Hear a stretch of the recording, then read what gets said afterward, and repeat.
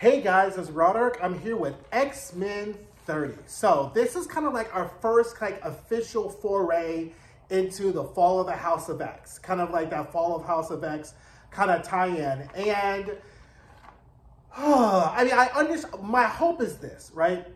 If you recall, right before we started the Krakoan era, there was a period in the X-Men books where after the X-Men, you had like that whole section of X-Men, like the X-Men Red, plus all the mutants got kind of sucked into like Nate Gray's alternate reality, and then you just kind of had Cyclops and whoever else was left kind of mumbling around. That's when he like lost his eye and the whole shenanigans, right? And I was just kind of like, well, okay. And after you realize they were just really fiddling with time until, you know, to this whole Krakoan era kind of started, and it really didn't matter.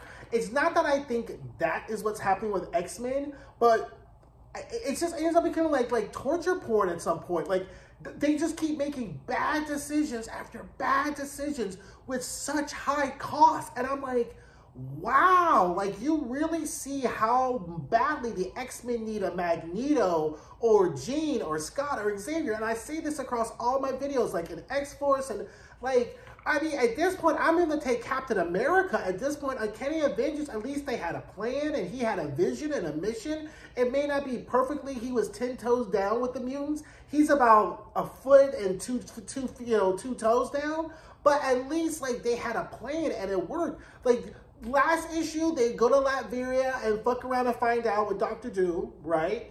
This issue, they decided, since we have not really fully gone off the chart on the fuck around and find out, we're going to fuck around and find out some more, and now we're going to fuck around with a high evolutionary, because clearly Dr. Doom didn't give us a taste of what could happen since we come up with bad plans. We're going to come up with another worse plan and go fuck around and find out with a high evolutionary. And I was like, how do you all think that this was? I mean, the idea was great. Again, it's with the execution. And I think that having Synch and Talon be the leaders of this X-Men group, as great as it is for people who are fans of Synch, I am a fan of Synch. I'm not on Talon. I'm not really invested in their kind of like relationship, but I think it's great, whatever.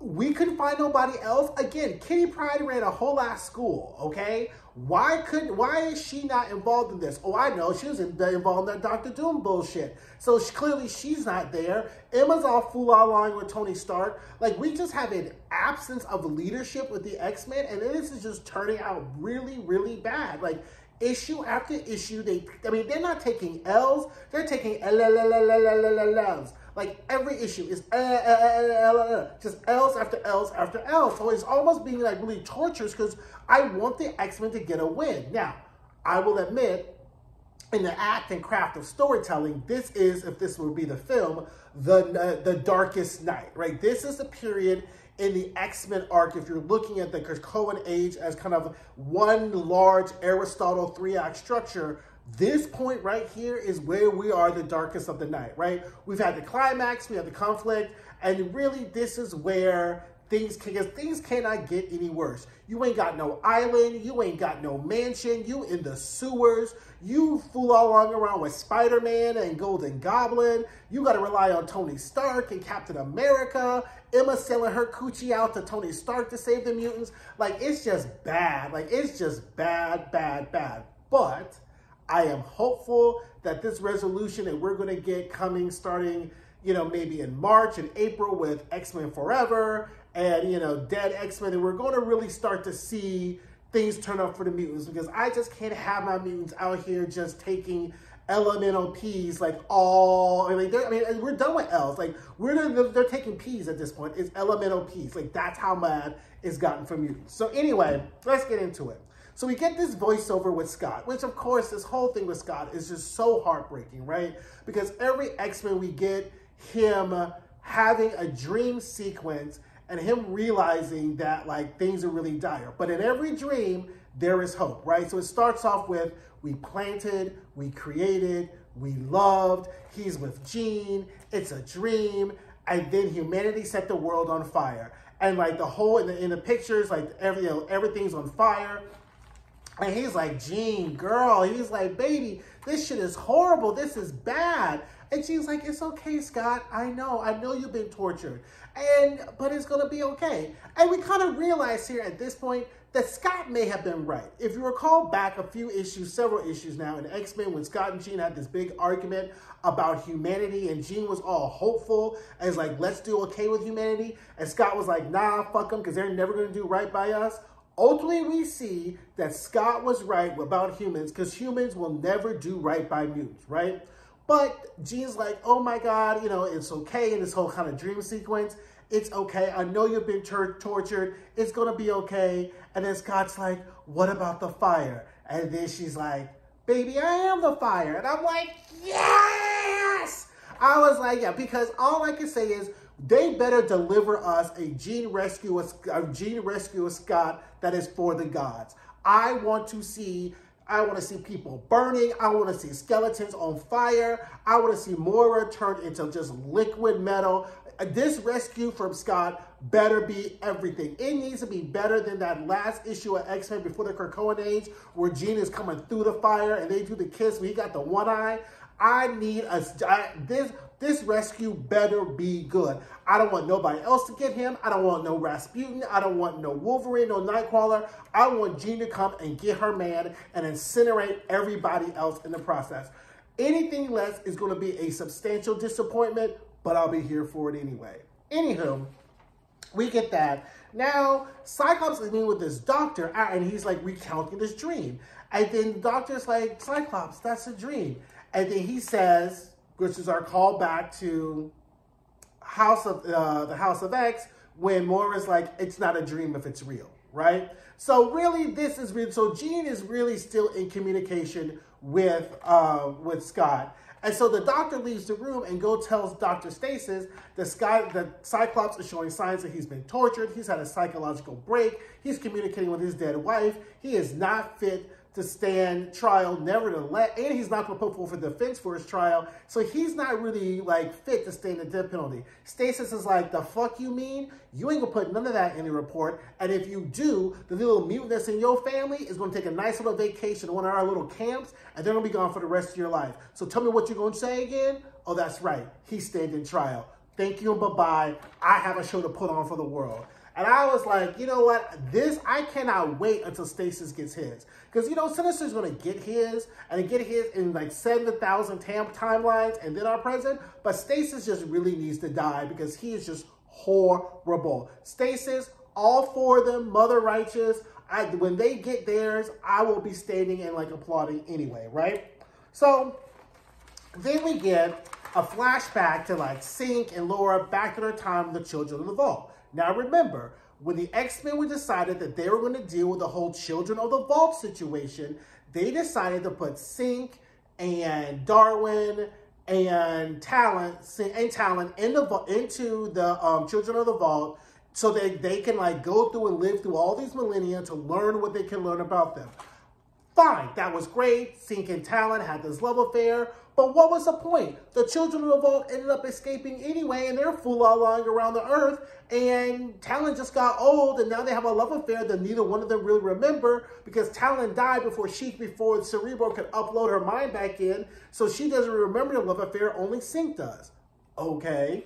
So anyway, now we get a flashback to the present, where Synch, Talon, Miss Marvel, Tony Stark, Spider-Man, and the Golden Goblin, Norman Osborn, are all meeting, right? And what they're trying to figure out is, before they can really launch a full attack, they have to figure out how to neutralize the human hostages which are pretty much the people who have taken the Krakoan medicines, right?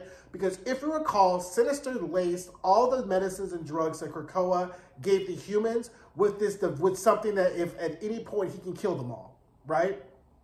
So even if the X-Men do decide to take, rescue Scott and stop Orchis, they can flip the switch and kill all these people, right? So they're trying to figure out how they're going to really do that, okay? So Tony leaves because he has to rendezvous with Firestar. And so then Spider-Man's like, well, look, if you're trying to figure a way how to affect all of humanity, we have villains out here who are constantly coming up every day with ideas. Sauron wants to turn everybody else to dinosaurs, and then Synch is like, that's a plan. And he's like, what? We know somebody who has something who may be able to do exactly what we want, right? So they're like, oh, the high evolutionary, he wanted to sterilize all humans so that way there will no more mutants will be born, and also humans couldn't have no kids anymore, and that would be a help to mutant kind. I don't think that would be a huge help to mutant kind, but we already know the high evolutionary is crazy as fuck anyway, right? So their plan is that they want to go and get the whatever device the high evolutionary has and take it and use that as the dispersive method to the cure, right? I was like, okay, this is a good idea. Let's workshop this. Let's find out what's happening. Oh no, girl, they're gone. Like now we're like, okay, Ms. Marvel's like, I got homework to do. Cause like, oh, we're gonna counter Earth. No plan, no vetting, no recon. We're just gonna show up at the high evolutionary's door, Talon and Synch, to get a device that's gonna save most of humankind. I'm gonna repeat that again. Talon and Synch, not Wolverine and Talon and Synch, not Kitty Pryde, Wolverine, Talon and Synch, not Rasputin, not Colossus, not Nightcrawler, not Emma Frost. Talon and Synch are going to go to High Evolutionary and try to get this device. Already know this plan was going to be shenanigans as soon as we showed up, right? So anyway, Tony Stark is rendezvousing with Firestar, right? So now we get a discussion that is really better fleshed out in Invincible Iron Man number 14. But here's what happens in the conversation. So Tony has it. So once they get the cure for this kill switch, Tony feeds Firestar this information that they want Firestar to feed to Orchis. And pretty much the plan, as Tony is explaining to Firestar, is she needs to convince Orchis that Tony is landing all his ships that are being made of Mysterium because they can withstand all their guns and weapons or whatever in Australia, right? And that's where the final battle is going to be. So, and Firestar has to tell Orchis and convince Orchis that this is going to be like the big X-Men's final stance. So the goal is then to have Fei Long move all of the Sentinels to Australia, and they're going to have like this big battle or whatever like that. Now in Invincible Iron Man 14, we see how the ships are built, We see that they've landed them on Mars within purview and within the sight of all the Orchis satellites so that people know that they're making this big move, right? Obviously, this is a trap for some reason, but we don't know what the trap is, but this trap is going to be happening in Australia, okay? So anyway, Fire's like, well, that's all well and good, but what about the medicine? And she's like, we think we have a solution. Oh, and Stark tells Firestar, after you to send this little message, play pigeon with this, you need to get out of there because you done enough, and we know they're kind of crazy, right? Because they do fuck around with Moira. So, and we know Moira's a crazy-ass bitch. So anyway, Synch and Talon land on Counter-Earth. They tussle a couple of, like, the people there. They get some of the natives to lead them to the High Evolutionary bunk. They go to the High Evolutionary bunk. They see the High Evolutionary ship. They go into the ship. They grab the biobomb. They start to leave Counter-Earth. And then the High Evolutionary shows up and his daughter Luminous is like, so, did you think you can just waltz up in my shit and take my shit and not say hello? You know my daughter, right? You know she's about to fuck you up, right? And they're like, well, look, we gave you a drop of blood. That should be payment enough. And he's like, you don't get to decide how much my shit costs. I tell you how much it costs, and I decided I don't want to give it to you. So Luminous gets big and bad and decides, nah, daddy. If they decide to tussle, if they win fighting with me, they can have their little bauble. And so then Synch's like, fine, Karma's a bitch. He uses Karma's power on Luminous. She falls out. She's incapacitated. She's screaming for her dad. And then High Evolutionary is like, I didn't agree to that shit. She can't tell you what my shit costs. Now, I'm going to tell you, if you survive me, now you can take my shit, right? So then I was just like, oh my God. So then they attack. Then we just get a cut of Synch returning with the biodome, with the biobomb. He gives it to Tony Stark, and then he leaves. And then Laura's like, why don't I remember what happened while we were gone? He's like, oh, you're truly injured. I had to take you back to the ship. And then Ms. Marvel shows up. It was like, who are you talking to? Oh, it's one of those days. And then all of a sudden, he gets back into the sewer bedroom, because I guess they got bedrooms in his sewers. It's where the Morlocks used to live, so I guess they do have the sewer bedrooms. She's like, Everett, you didn't. And now we get the flashback, and we find out that the High Evolutionary made short change of Talon and Synch, Kel Surprise, and then incinerated Talon, burned her to a crisp, left her with nothing, and then told Synch, Now you have paid for the fire you stole, the kind of, Greek mythology Prometheus thing. Now you've paid for it. That is the price. You can leave and don't fucking come around again until I send for you. And just zaps him right on back out. And so Synch explains that before Talon died, she used Jean's power to take her mind and place it as his. And he's like, we're going to figure a way out of this. Okay, let's look at this. Okay, that is the ultimate fuck around and find out on a graph, right? So Talon is gone. So now we're down one more X-Men, okay? The original Wolverine is full along with X-Force, and then he's gonna fuck around with Sabretooth. So he may be around. So we're now down one less X-Men, okay? And you don't put this whole ass person in your mind, and you can't extract them because you don't have access to a Cerebro. You don't have access to the 5 to regrow her. You don't have access to genes to put her genes in. How did you think this was going to be a good plan? I recognize that Biodome was what you needed, but there were at least 4 different ways in which you could have worked this out, right? Like, I mean, there were 4 different ways. None of them included 2 newbie X-Men showing up to one of the most nefarious Marvel villains, thinking that you're just showing up to Goodwill, picking up a pair of old beat-up shoes. Like, I just don't understand. Now, could I say it was a great issue? It was a fantastic issue, because I didn't see that ending coming, right? Didn't see the ending coming, didn't see any of this, and I was like, okay. Like, I mean, I'm bought in. Like, I'm bought in, because, I mean, again, just X-Men just catching L's. It's like Elemental PQ. Like, they've just caught so many L's and run out of L's. Not even a Spanish L, Elia, M-A-N-A, oh, L's. This is just L's after L's after L's. So how are you going to fix this, Synch? How are you going to fix this? Child, I don't know. So we'll see. I mean, this is a whole ass mess. Like, this is just a whole ass mess. But I'm bought in. I enjoyed it as always. Let me know what you think. I know there's lots of Synch and Talon fans out there. I wasn't trying to throw disrespect or whatever because I know there are fans. But let me know what you think about this issue. What are your thoughts on this whole mess? Can the X-Men catch any more L's before we end up at Z? Because we literally, like at this point, a few more L's left and they'll be at the end of the alphabet. So anyway, don't forget to like, don't forget to comment, don't forget to subscribe, and I'll see you guys later. Bye.